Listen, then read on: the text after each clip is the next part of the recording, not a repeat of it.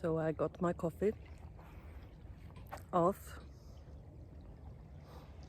Small home, big garden.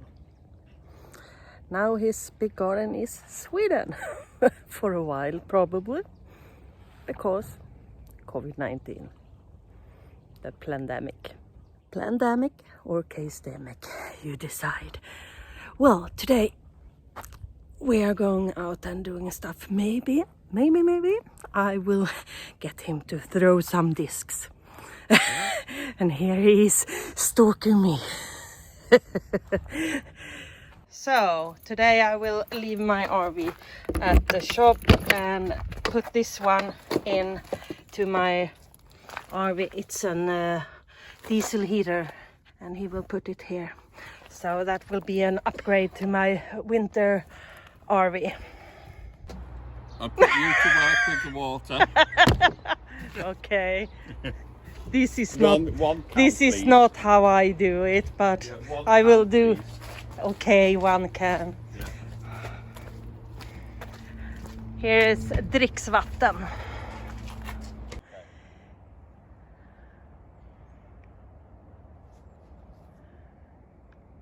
That one was really good. That was good. And now the putter. Go! Oh, there, up there. Oh, God. Get my good camera quick. That's the man there. Oh, it's coming here. Look. Yeah, Oh, yeah. hurry. Hurry.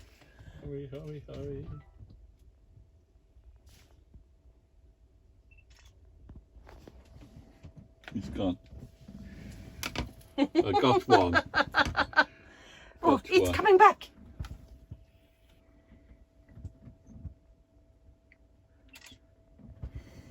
Wow. Is it our energy? Why does it come back? Yeah.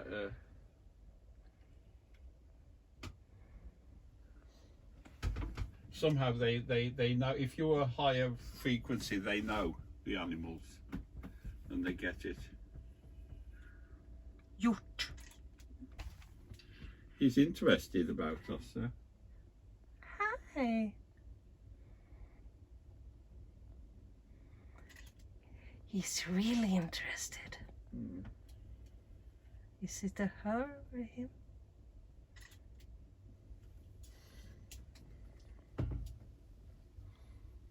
Yes, he knows. Right, okay, let's try it again. So after 3, are you ready? Yes, are you? 1, 2, 3.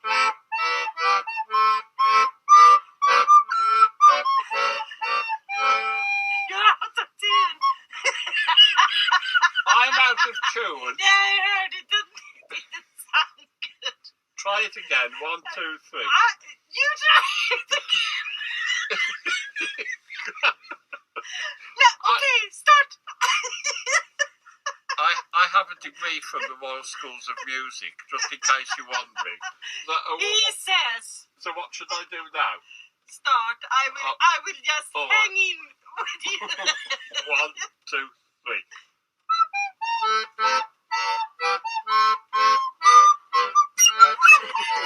You see, he can't do it.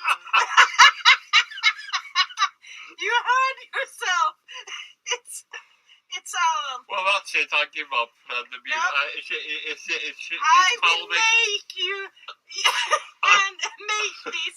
Just start again. I believe in you. Okay. I believe. You believe in me? Okay. Yeah. 1, 2, 3.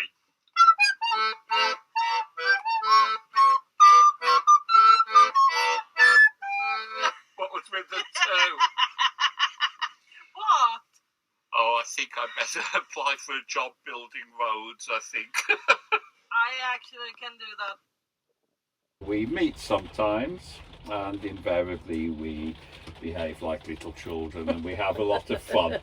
But behind that is actually something a little bit more serious about this RV life that we live. And I thought Helena's interviewed me a couple of years ago on her channel, but I've never actually interviewed Helena. I've just done crazy stuff with her, basically because I want to make her laugh. You know, that's what I like to do. We're going to come round now, really, and see a little bit more about why Helena took up this RV life. So thank you, Helena. Your RV is actually in the workshop today, isn't it? Yes. Yeah, why is that then? I'm getting a diesel heater. Yeah. I'm all about everything should work if you want to free camp. That's true. My RV has a diesel heater. Yours had gas heating, didn't it? From Yes. Truma, which I remember you told me. It actually works, but you have to fill that up all the time. Yeah. So. And you said to me, it's not the Truma, it's the traumatic. The trauma. I chose to have an RV just because I wanted to live in my own home wherever I am. Mm-hmm. And when I started to have this lifestyle, it was like freedom. It was much greater than I actually thought it would be. I thought it would be just a good way to live when you work around the country. But now I will not go anywhere without my RV. Now I actually had to do that today. Yeah, and that's what people don't understand about us full-time or people who spend a lot of time in the RV, is that it really is freedom. Yes, I can decide where I want to sleep, and often when I know I'm going to do something tomorrow, I might park my RV closer, or like now when we had the COVID thing, I like to be in the nature because the energy is good for you. And you get more harmonic, and because I started to play accordion, and that is noisy. Yeah, well, perhaps we'll put in a bit of footage with the accordion, because I play the accordion as well. Yeah. And maybe I'm to blame that she started. And also we might talk about this harmony and energy as well a little later. Anyway, you mentioned there you weren't always in an RV, so I'd like to turn the clock right back. I know that when I first met you, I was looking about your channel, and there were loads of newspaper articles about you and something you had before the RV. So can you tell us what that was and why you did it? I actually built a tiny house on wheels. So I lived on property, I can say. Parcel of land, yes. Yeah, and I had a house there, but I have a thinking of living a simple, minimalistic lifestyle where I have everything. So my solution then was a tiny house. A tiny house on wheels. You cannot drive far, but you can move it. Yeah. So my thinking was hire out my house, my property, and then take my tiny house and hire a land. Yes. And then I could live there. Rent a piece of land. Yes. And off-grid was the word you used. Yes, off-grid. In this property I have had chickens, and I grow a lot of things, and I did a greenhouse in front of my tiny house. And but when I started as a staff nurse, I wasn't home, so I couldn't do anything with it. But the land was too small because I couldn't do the farming I wanted for the chickens and everything to go around. So I actually decided to sell it, and then I took my RV, and I also sold my tiny house. But I lived in that for a couple of years, and it was great. But you couldn't drive away. You didn't get that freedom if you put it on a place and then you stay there for a couple of years. Well, just coming back to when I met you, which was interesting, I didn't meet you here, which is your hometown. I met you in Piteå, which is right up near the Arctic Circle, near the border with northern Finland. And that maybe had something to do with why you changed to an RV. Why were you up there? Yeah, actually, I worked as a staff nurse in Luleå. Yeah. And Piteå, that's where I have my relatives. So every time I was free, I went to Piteå. And 60 kilometers up is Luleå. So I actually started to work there so I could be closer to relatives there. Plus, you met me as well, so that wasn't the plan. You weren't planning on that, were you? Yeah. Well, anyway. You planned it for me, and I'm happy for that. Well, that brings me to my next question, because we like to talk about philosophy and psychology and stuff, and that's the reason we've kept meeting now and again at various times, and we were just talking about. These resonances and energy, feelings of energy, and a lot of people with RVs I meet who live this life are interested in this.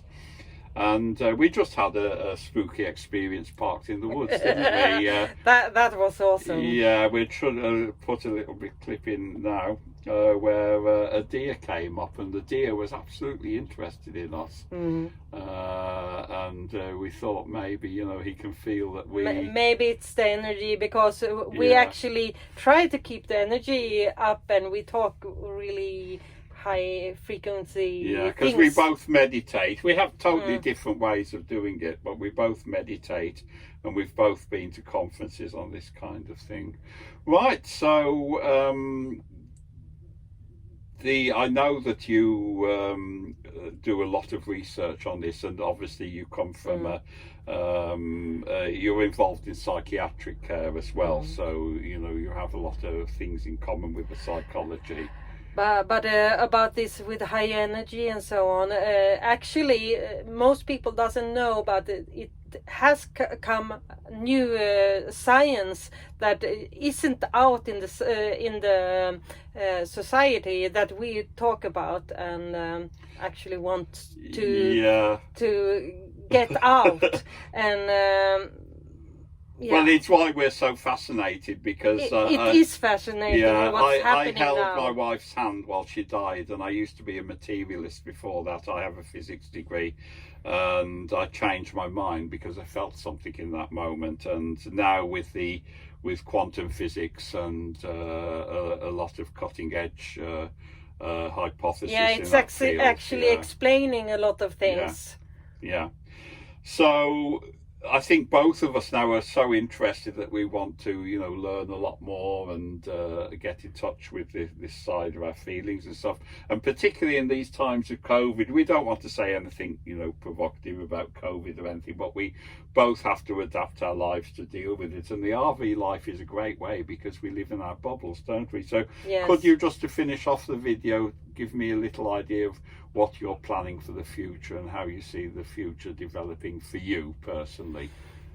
So I am all about freedom. So I actually don't want to work. I love my work as a nurse. It really gives me something to help people. But I actually think I can help people in another way if I have my free time.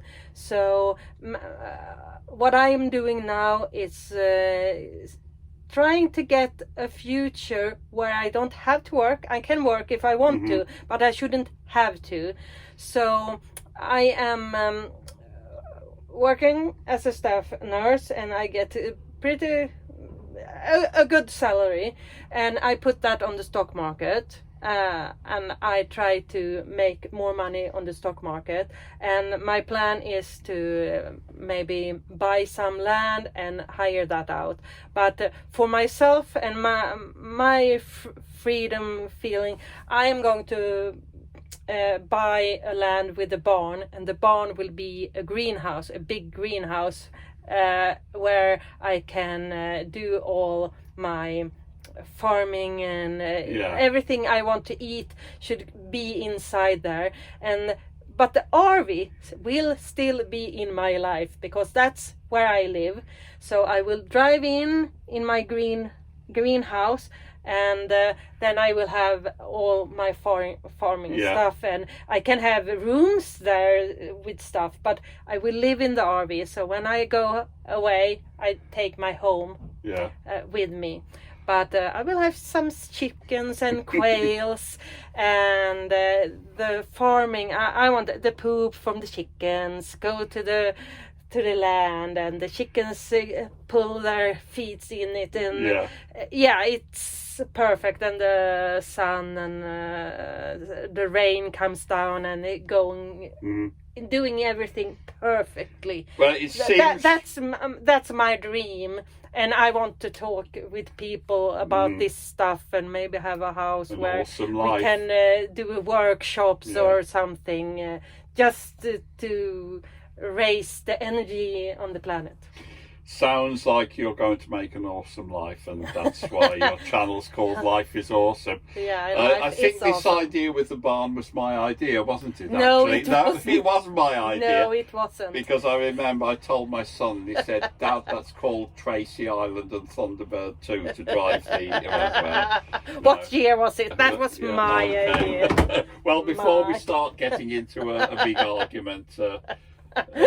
Ciao. How do we say it in Swedish? Hej då. Hej då. Yeah. Well, that was good, I think. Yeah.